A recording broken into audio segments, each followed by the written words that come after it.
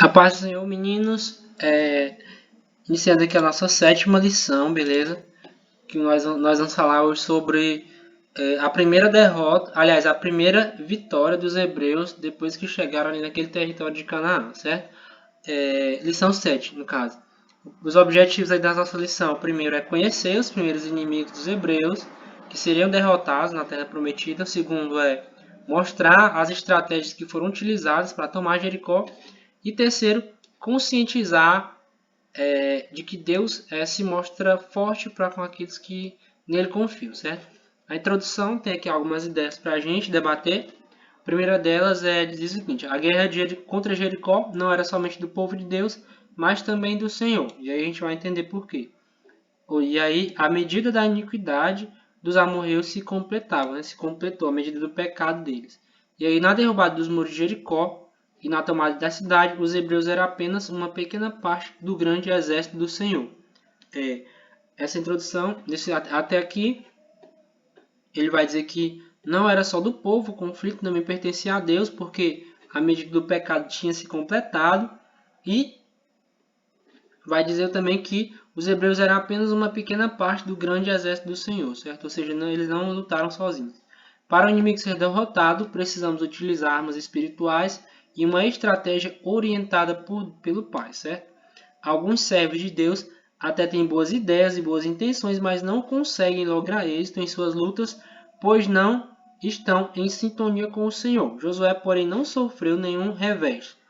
Toda vitória vem do alto do Senhor. Então, o que essa introdução vai sustentar para a gente aqui, vai relembrar, que apesar de qualquer força que a gente tenha, no final das contas, quem ganha os nossos conflitos diários contra as forças das trevas é Deus. Deus é quem tem essa força para batalhar de fato por nós.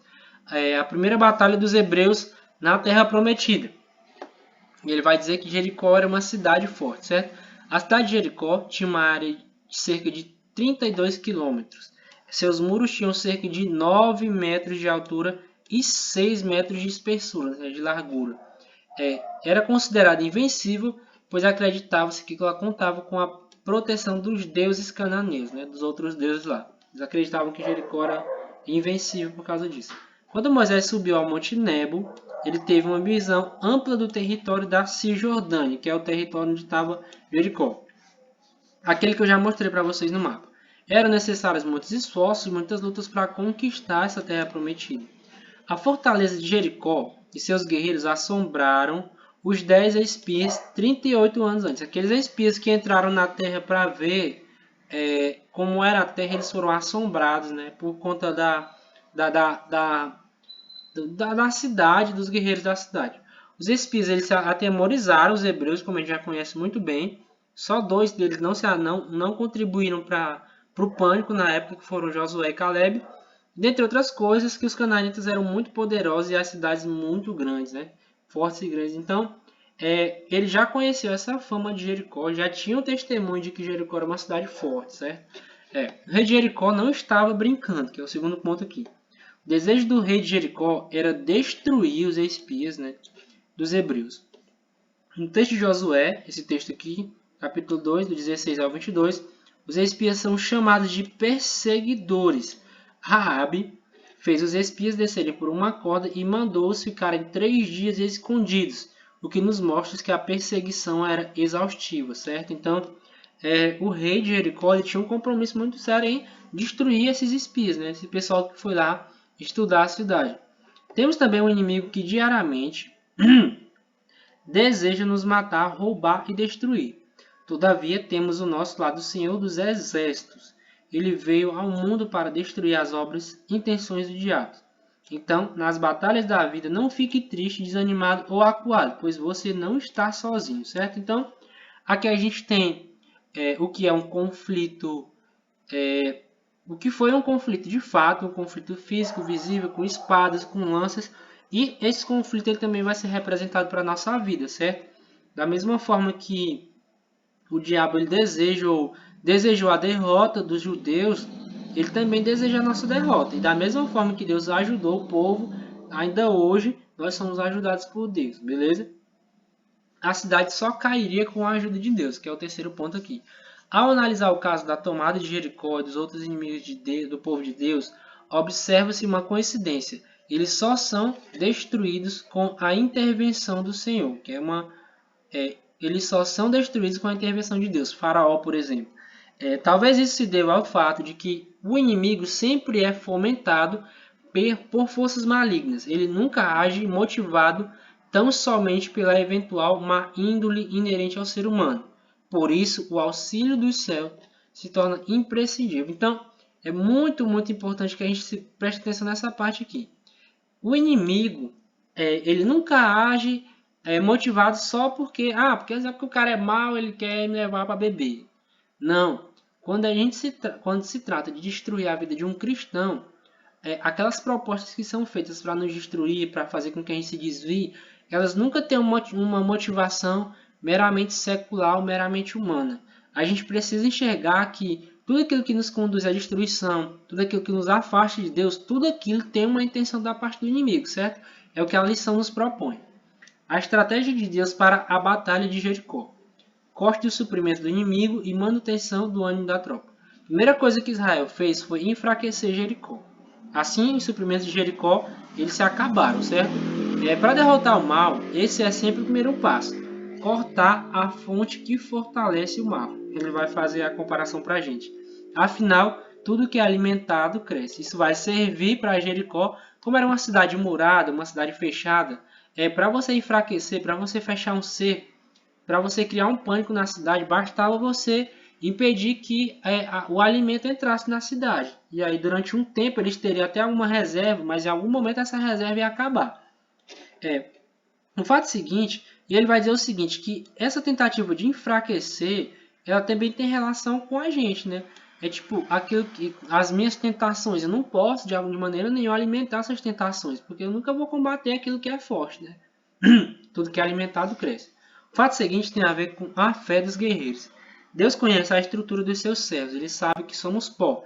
Por isso, o Altíssimo sempre estimula seus servos a fazer-lhes promessas.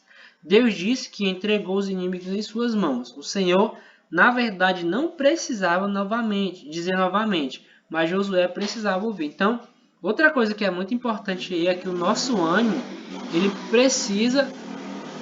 parece que o nosso ânimo precisa estar o tempo todo sendo ali revitalizado, certo? O compromisso. A gente não precisa ele não precisa reiterar o compromisso dele com a gente, porque a palavra de Deus ela não precisa ser ratificada, a palavra de Deus já é certa, mas muitas vezes a gente fraqueja e precisa que Deus sopre ali um sopro de esperança na nossa vida, né? Você vai conseguir, porque eu estou com você. Então, muitas vezes, por conta das nossas fraquezas humanas, a gente precisa que Deus diga isso. Homens armados à frente dos sacerdotes. Os homens armados sairiam marchando à frente, após seguirem 7 sacerdotes com buzinas feitas de chifre de carneiro e logo em seguida a Arca da Aliança, conduzida não pelos coatitas, que era uma regra da época, mas pelos sacerdotes. Por fim, a retaguarda deles rodearam a cidade por 6 dias, uma vez por dia. No 7º dia, porém, eles contornaram a cidade 7 vezes. Há momentos inexplicáveis na caminhada do povo de Deus. Não se sabe ao certo porque o Senhor determinou isso. Então eu vou perguntar aqui, por que Deus determinou esse ritual todo para que a cidade foi destruída? A Bíblia não diz e talvez a gente nunca sabe. Talvez quando a gente chegar no céu a gente vai lá e pergunta, certo? Então a gente sabe que houve tudo isso, que houve toda essa liturgia, mas a gente não sabe necessariamente por quê. Se alguém disser isso, ela vai dizer com base nas suposições dela, beleza? À espera de um milagre. Josué estabeleceu a estratégia bélica da semana, sendo atendido por todos os envolvidos. 6 dias de espera pode parecer pouco para nós, mas para o povo hebreu, que havia passado 40 anos no deserto, aqueles 6 dias podem ter sido vistos como uma eternidade. Deus estava ensinando o seu povo a controlar a ansiedade e ter um coração paciente e confiante. Isso é muito importante para nós, né? Controlar a nossa ansiedade. Em todos os momentos da nossa vida, eu poderia dizer que nesse momento é importante também controlar a nossa ansiedade. E é assim sempre. Deus quis ver até onde os hebreus permaneceriam fiéis e atentos ao seu comando. Eles experimentariam um alto nível de bênçãos se pudessem demonstrar um alto grau de fidelidade, característica não somente da geração não presente na geração anterior. A geração anterior, na hora que deu fome ali, já queria voltar para o Egito. Então, essa geração estava sendo testada também, dessa vez eles foram aprovados, graças a Deus. Deus se mostra forte para com os que confiam nele. Um momento de fé. Josué tinha dado uma ordem ao povo dizendo: não gritareis até o dia em que eu vos diga, gritem, né? Gritai. O povo precisava esperar uma ordem de comando do líder. Na hora certa, todos gritaram uma só voz, em uma só voz. Os hebreus eles precisaram esperar por 6 dias e tomar algumas decisões pouco producentes sobre o solo causticante.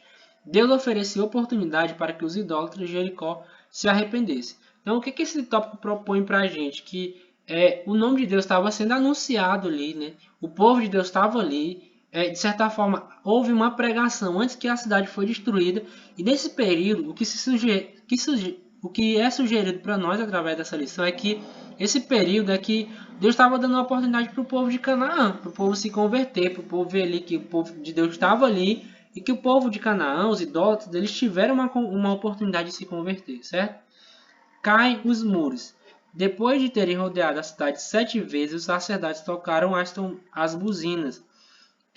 Depois da ordem de Josué, o povo gritou. Como resultado, os muros caíram abaixo e o povo subiu à cidade, cada qual em frente de si, e tomaram a cidade. Estudos arqueológicos demonstram que as muralhas da cidade de Jericó eram impressionantemente largas e altas. As armas de guerra existentes no final da Idade de Bronze eram insuficientes para destruí-las.